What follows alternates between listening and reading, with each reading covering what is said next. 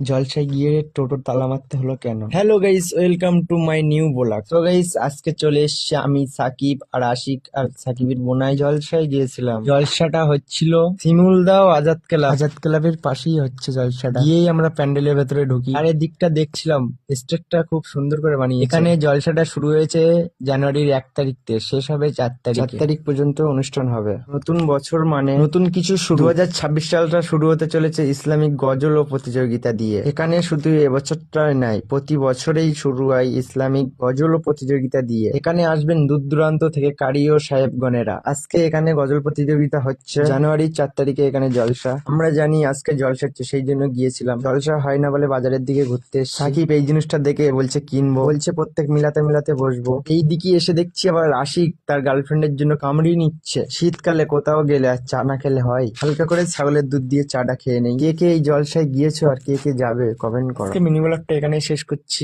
ছোট ছোট mini blog পাওয়ার জন্য ফলো করো।